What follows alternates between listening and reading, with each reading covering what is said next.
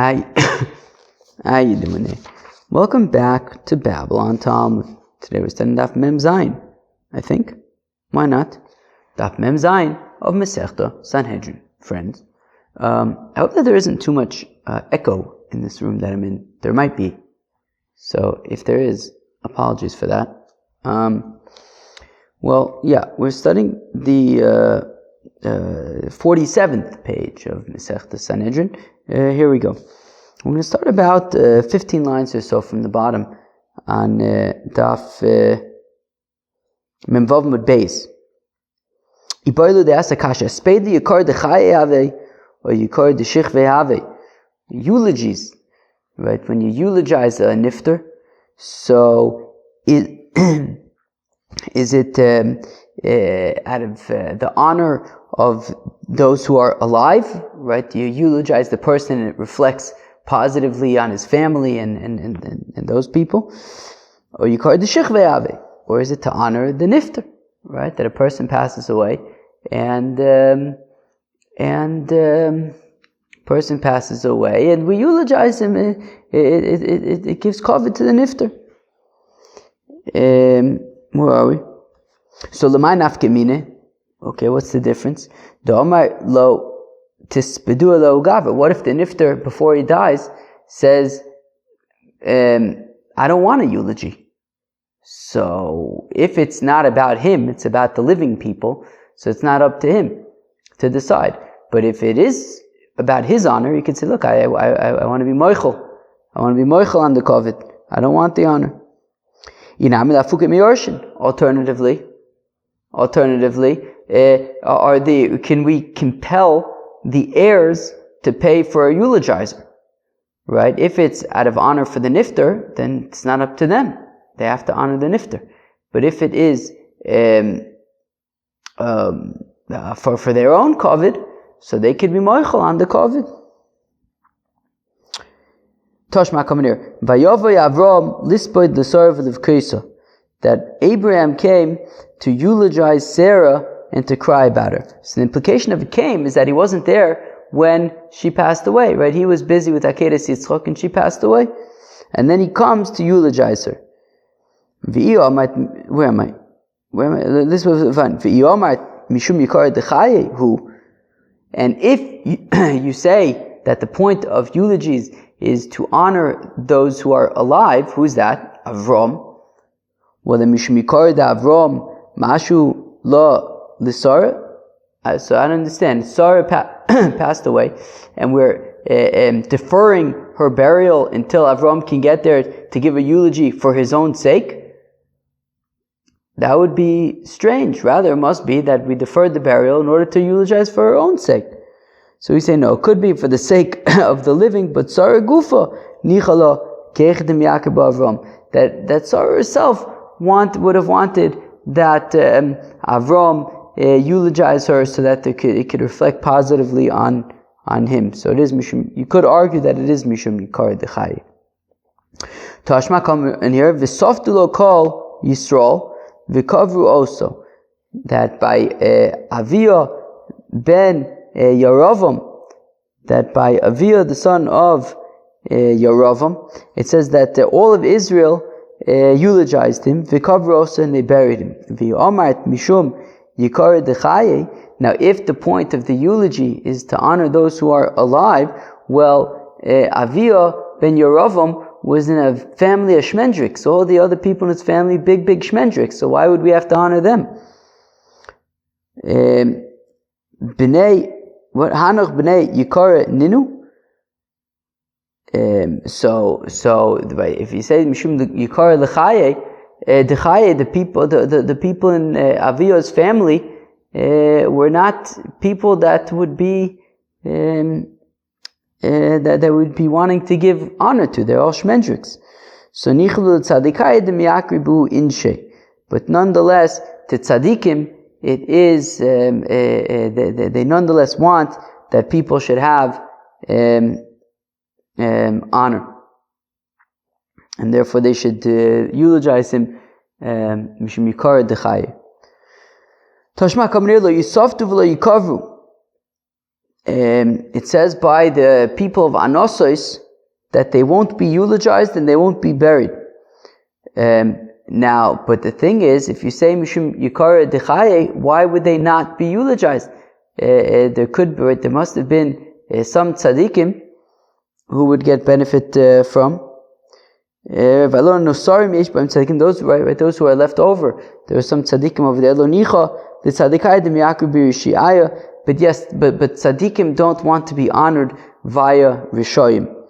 It says by Tzidkiyo that you will die in peace. And in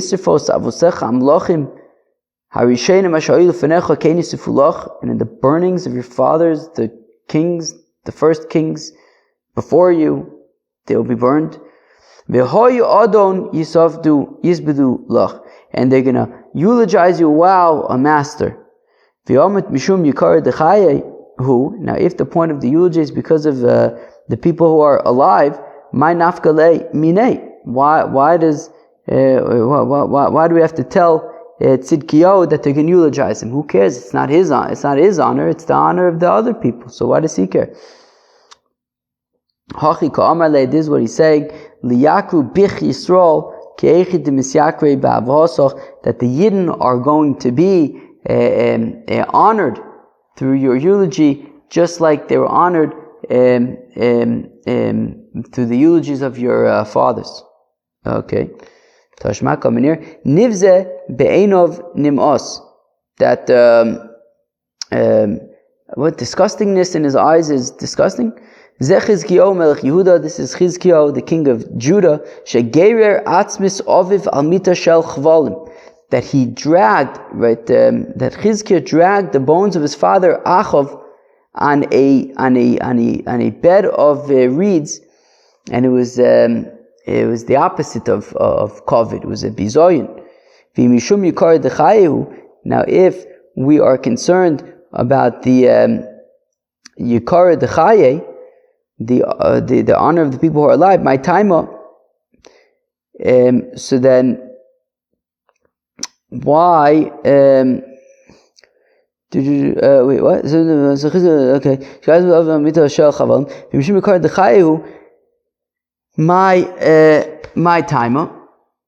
Right, so the reason why Chizkiyahu did this was so that the people should get musr. They should see this and they should get musr. But if the whole point of eulogizing the things that you do for a mace are for the honor of the people, then why would he kind of like give them musr? Why would he make them feel badly? So, where am I? So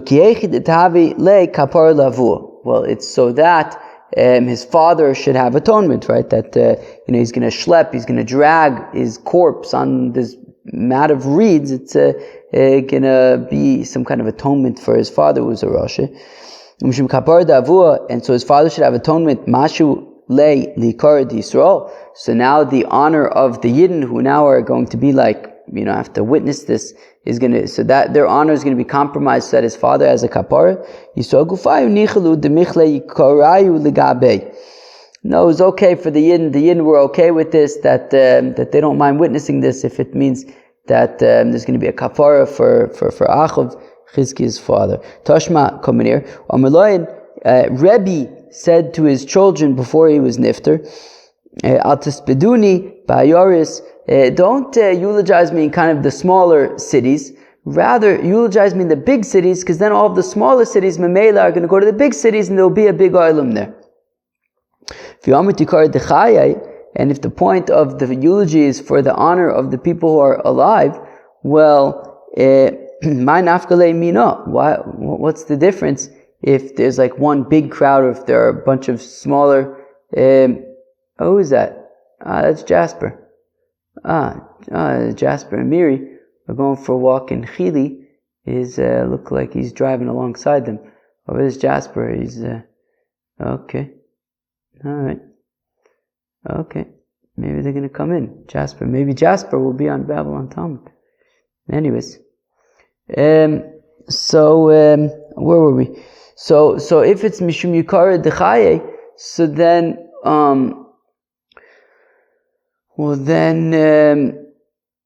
where am I? So then, like, they'll be honored anyways. Why does Rabbi have to say have a big oilam? Well, you can say Kasav Li Sakru Be Yisrael Tfei. Well, it's the honor of the Yidden that it will be a bigger Kiddush Hashem if there's a big oilam at the Levaya of Rebbe. Tashma Kamanir Halino Lechvoidoi. If they left the corpse overnight out of honor for the corpse, Lavilo Aron V'Tachrichin, to bring a coffin or shrouds, Eno over Olav, so then he's not in violation of Lo Solin. My love, L'chvoidoi shel mace. So it seems like we're concerned for the covet of the mace. So L'chvoidoi shel chai. No, it's for the honor of the people, I guess for the family, that the nifter should be buried properly with an oron, with tachrichin. What? And out of the concern for the honor of those who are alive, we're going to make the nifter wait to be buried. Yes, Kedam Rachmana, as the pasuk says, Lo ysolin ivlaso ala eitz. So it says, don't leave over the corpse on the tree hanging there. Dumya de talui. So we're saying that Lo Solin is similar to hanging on a tree. There is Bei Bizoyin, which is not very nice. It's disgraceful. So Aval Hocha came delays Bei Bizoyin Lo. But in this case, where the corpse is waiting so that it can have an oren v'tachrichim, dafka, so that it'll be mechubad, so then there's no issue of Lo Solin. Tashma Kamanir Helino Lechvodo. If the corpse, if the nifter was unburied overnight for his own honor, the Shama Olav Ayoris, so that you can tell the cities to come that there's a levaya, lohavilo mekoininas, to bring whalers, lohavilo odun aron v'sachrichin, a coffin or shrouds. Enu over all of, you are not in violation of Lo Solin. Shekol ha'osa enu el l'chvodo shel meis. Because these things are for the honor of the nifter. So it sounds like we're saying that these things are for the honor of the nifter, not for the Yikar Dechai. No, Hachi Kamar. You could argue that it is for the Yikar Dechai, Kol ha'osa l'chvodo shel chai, that anybody who does these things out of concern for the honor of those who are alive, ein boy bizoyin lemeis, then there is nothing disgraceful to the nifter. Tashma Kamanir Ibn Nosan says, Ibn Nosan Simin Yafel Lemeis, that it's a good thing for a nifter, Shenifroyin Mimenu La'achar Misa, that we should pay back from him a little bit after a Misa, Kilu. Right? So for example, Meis Shelo Nispad, if you have a nifter who was not eulogized, V'lo Nikbar, or was not buried, or Shechaya Gararto, or an animal was schlepping him on the floor, or Shoyu Gisham Mizalfin Al Mitas, or rain was raining on his coffin, Zeu Simin Yafel Meis, it's a positive sign for Meis because it means that he's getting a certain kind of kapara. Whereas Simin Yafel Meis says Rashi, when they kind of pay back from him and punish him in Olam Hazeh after he passes away, the Yeshlo kapara b'chach, because he has some kind of atonement. So Shmamini Yikar the Shichveu Shmamina. So we see that it's out of concern for the honor of the nifter, not Yikara Dechaye. So we had said in the Mishnah that after capital punishment, right after skila, so the person who was stoned would not be buried in one of the regular cemeteries. Rather, there were special designated cemeteries of the Bezdin, one for skila and sreifa, one for hereg and chenik. So v'chol kach lama. How come we need separate cemeteries? Lefi she'ein kovin roshe eitzel tzadik, because we don't bury a roshe next to a tzadik. Tomer b'acha bar chanina minayin she'ein kovin roshe eitzel tzadik. How do we know that we do not bury a roshe next to a tzadik? Shenemar, as the pasuk says in Melachim Beis, that they were burying a person, and this person was a roshe. Vineroes agdud, and they saw a legion coming. Ve'eshlichus aish ba'kever Elisha. So they just quickly chucked the corpse of this Rasha in the grave of Elisha. Vayelech vayiga ha'ish ba'atzmus Elisha. And this person, with this corpse that they buried of a Rasha, touched the bones of Elisha. Vayichi, and then the corpse came to life, Vayokom Araglav, and got up on its legs in order to get away from there. So we see that we don't bury a Rasha next to a tzaddik. Omerle, Rav Pope, the Goza Tudim adds la Abaye. Sure, why not? So Papa says to Abaye, V'dilma likyume vihi no pishnayim beruchacha elai. But wait, maybe the reason why this Nifter Rasha was brought back to life is not because of the, a Rasha can't be buried next to a tzaddik. Maybe it's because Elisha requested from Elijah. Elijah the prophet says to Elisha, what do you want before I go? And Elisha says, I want twice as much as you. Pishnayim beruchacha elai.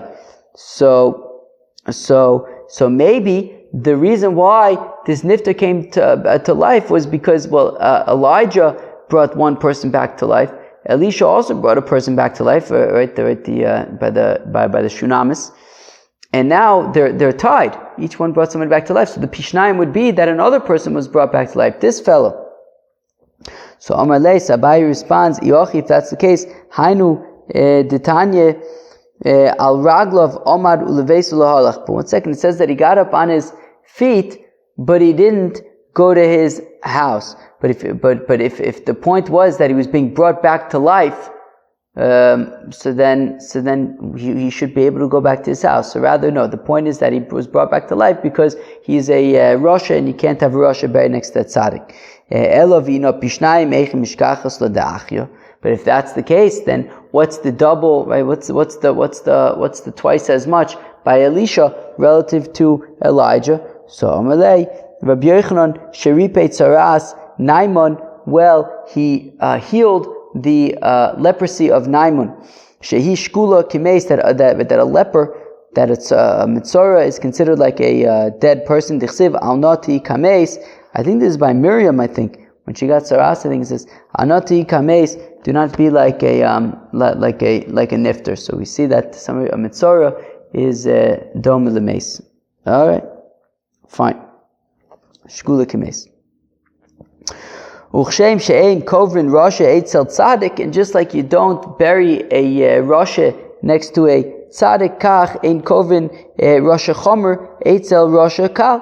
We also don't bury a more serious Rasha next to a less serious Rasha. Meaning, we said that there were two cemeteries there for the capital punishment people.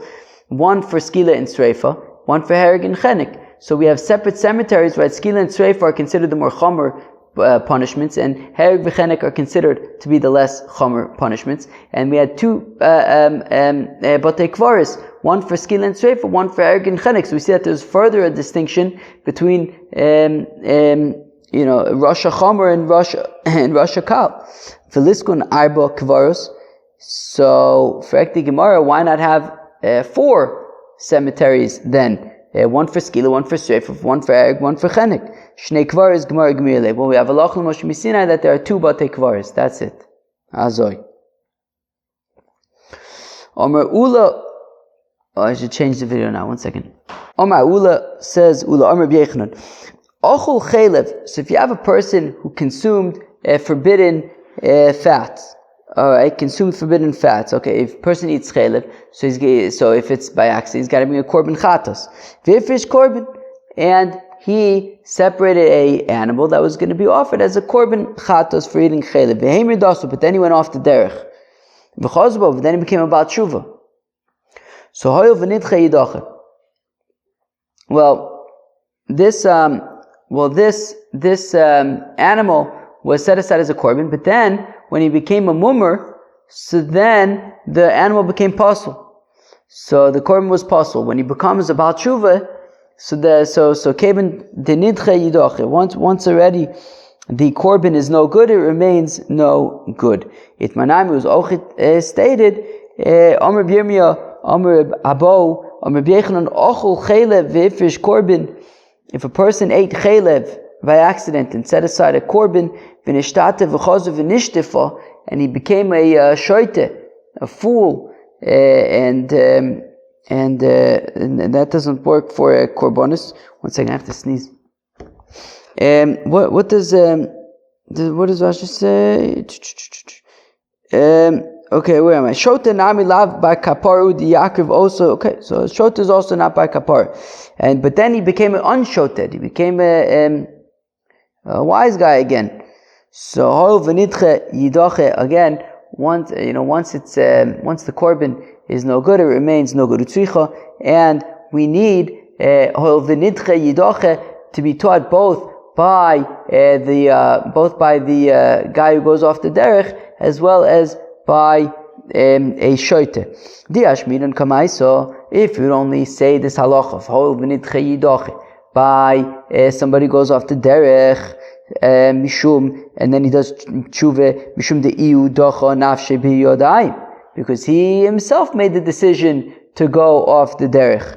Aval haydim meile kadochi emo kiyoshin domi, but somebody who comes to shota, I might think that look, we just treat it like somebody who's sleeping, right? A person's sleeping, he's not really thinking much, or he's kind of out of it while he's sleeping, and yet the korban remains intact when he wakes up. So maybe I might think to treat a shota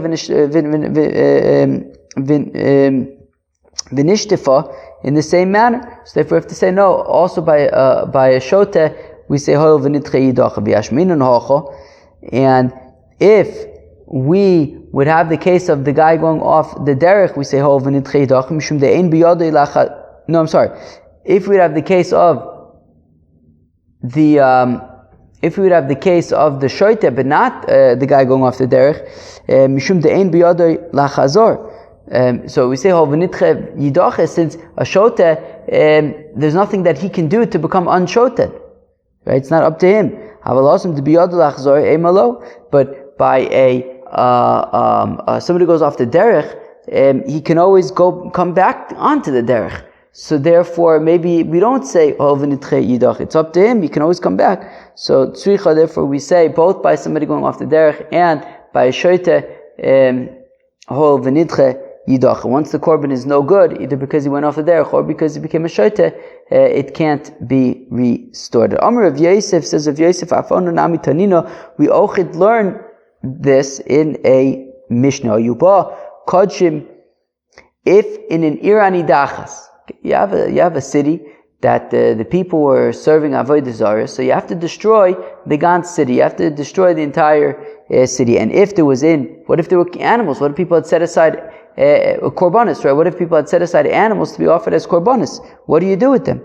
Well, kochim is bech. If it's animals to be offered as a korban, yamusu, then they have to be killed. Kochim bedekabayis, whereas kochim for the bedekabayis, well, that right for the temple treasury, yiftu, you'll just redeem them.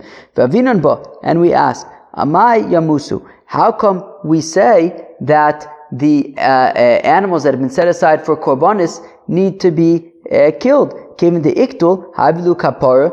Well, since the people in the Eri Nidachas are being killed, so I would say that their death should be an atonement, and therefore they should have atonement. And now that they're atoned, the korbanis should be fine. Velisku legavo, let you offer them as korbanis.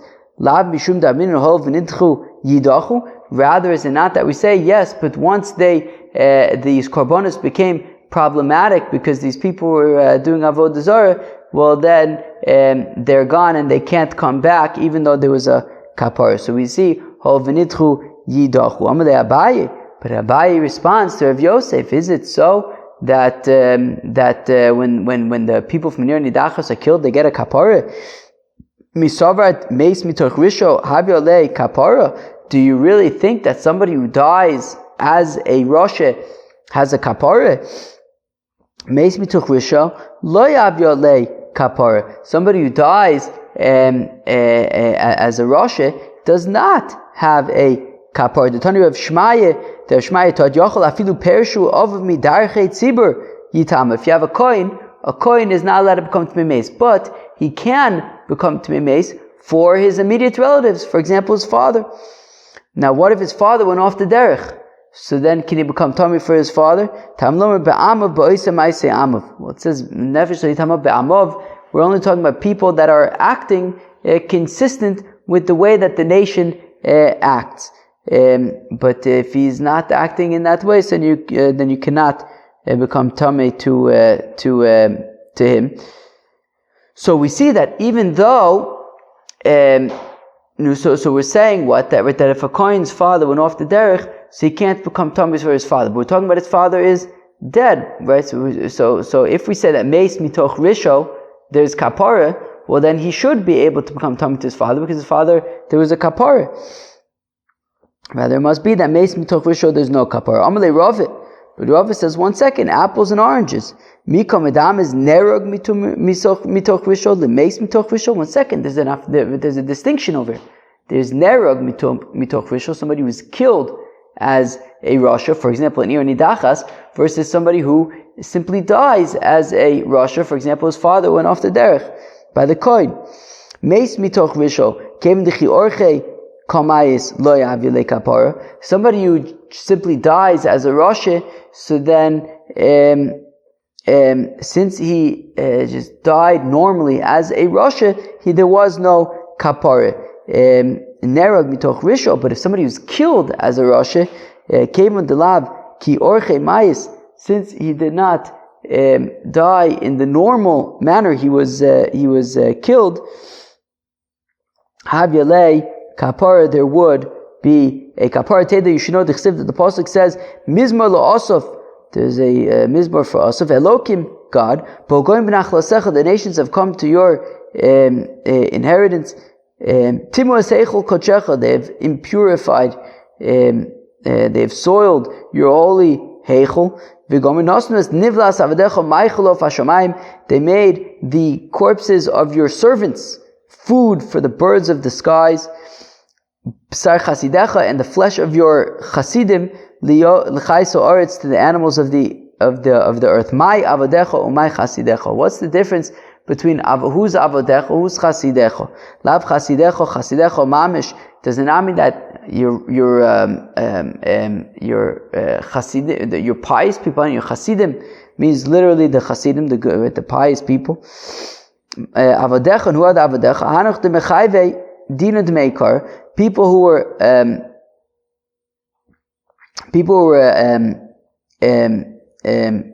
chayav.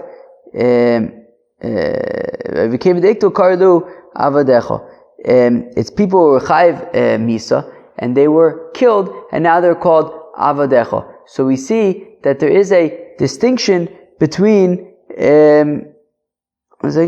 that there's a distinction between those who are killed versus those who simply die, right? So meaning Abai once said somebody who dies as a rasha does not have a kapara. But Rava says it depends how he died. If he simply died as a rasha, there's no kapara. But if he was killed as a rasha, then there is kapara. As we see in this pasuk that talks about avadecha and chasidecha, that avadecha is those who were killed mitoch risha. They have a but since they were killed, they're called avadecha. Omer Abaye mikol medames. But Abaye then says, wait, but we can further break these things down. That if somebody is killed, so then maybe it depends how he was killed. Was he killed because of Misas Bezdin, or was he killed by, like in this pasuk that the people came and killed the Yidden, right? Of the Kochavim and kill Yidden. So Abai says that there's further a distinction that even when they're killed, it depends. Are they killed Misas Bezin, or they killed because, the Ovdei Kochavim came and killed them?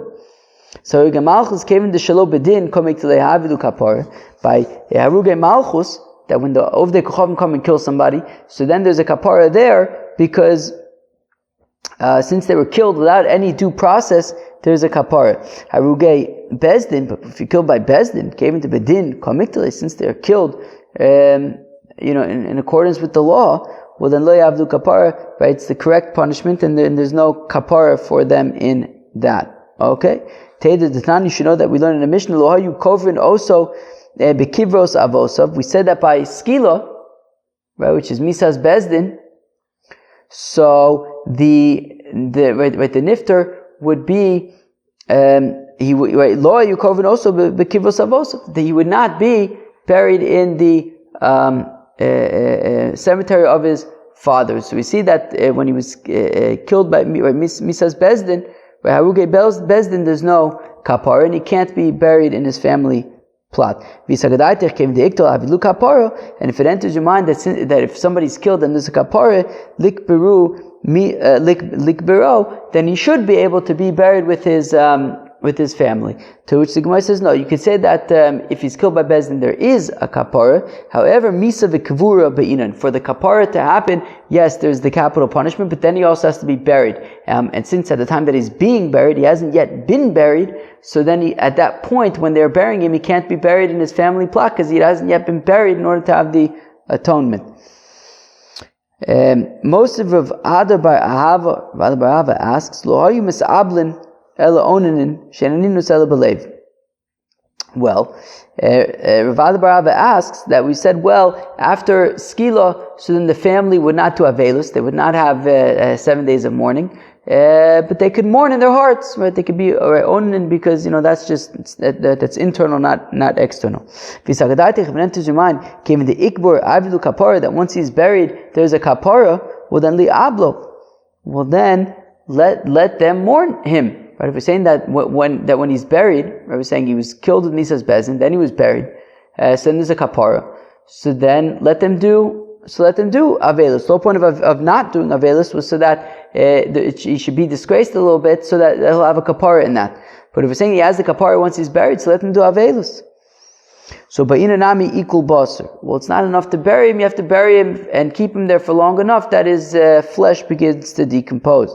Tekenami dekatoni, and you can infer this also because the Mishnah teaches nisakol abasar malaktin nisatzomus v'kovanosim b'mkomen, that once the flesh begins to decompose, so then you disinter. I think you dig up the corpse and you bury it in the proper place. So we see that, we see that in order for there to be a kapara, he's killed with capital punishment, he's buried, the flesh begins to decompose, then he has kapara, and he could then be buried with the rest of his family. Rav Ashi says, Avelus me'mosek hamascheles. When does Avelus begin?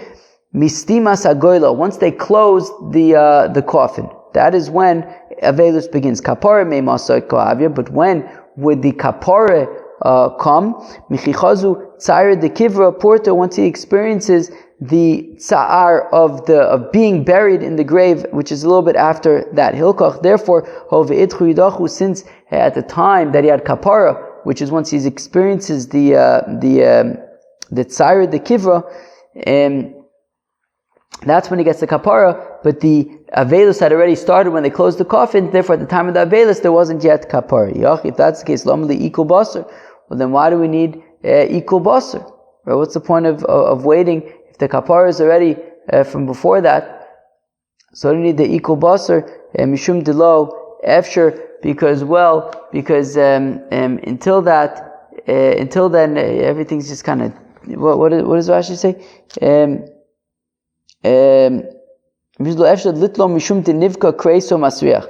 Because before then is like you can't really move the corpse, because he's like in like decomposing mode and everything like that, and it's all going to be like gross and everything. So you have to wait. All right, fine. Kivrei de Rav avushakle mine afra leishta bas Yoma. So people were taking dirt from the grave of Rav, and they were using it somehow for a remedy for a fever. Also, Amrulei the Shmuel. So they came to Shmuel. They said, "Look, people are taking the earth from Rav's grave in order to use it for a remedy for a fever." Amrulei, he says to them, "Yos avdin." They said that's completely fine to do. Karka oilami. Look, it's just ground.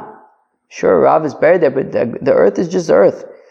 And just regular earth, regular ground would not be aser. The pasuk says, "Vayashlech es afro es afore al kever b'nei ha'om." That it's talking about an asherah tree, that they threw the ash of an asherah tree on the graves of the people. So makish kever bnei adam la'avodas kochavim. Therefore, and we compare the people's graves to avodas kochavim. Avodas kochavim b'mechuber lo mitzira, just like a getchkis. Avodas kochavim that are part of the ground do not become aser. Dichsiv asher atem yorshim oisem es Elohim ale harim arom. That it says by the avodah zarah on the mountains. Ale harim Elohim v'lo harim Elohim. It's not the mountains themselves are not their gods. They're not avodah zarah, but what's on them, the metaltalin, could be avodah zarah. Ochanami here as well, b'mechuber lo mitzvah. That when with the earth itself is not going to be aser, and therefore you can use the earth by Rav's grave for fevers. Meizve, we have a kasha. Chotziv kever le'aviv, somebody who quarries a grave for his father. V'alach v'kaver b'makom achar. In the end, he buried his father in a different location. Arezeh lo yikaver bo olamis. Well, the grave, this grave is now, even though it was never used, it is aser ba'noah.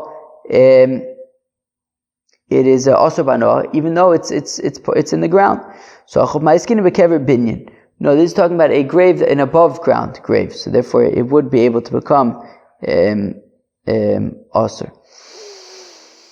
Toshma kominir kever chadash muter ba'ano. That if you have a new kever, which is part of the ground, so then it's muter ba'ano.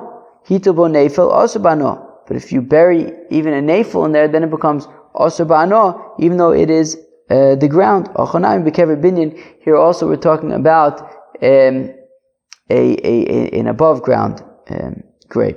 Tashma kamnir nimtza ata omer shalosh kvar, saying that there are three types of graves. Kever nimtza, kever yadua, kever mazik, a grave that simply a person finds on his property, and he's like, what's this doing here? I didn't put this here. I didn't sanction this being here.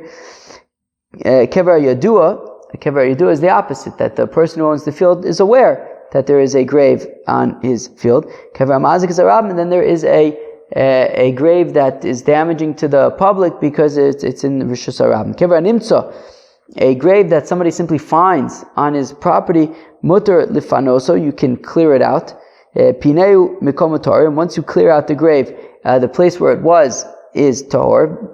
Muter bano, and it's even muter bano. Kavra yadua, a grave that was known to the owner of the field.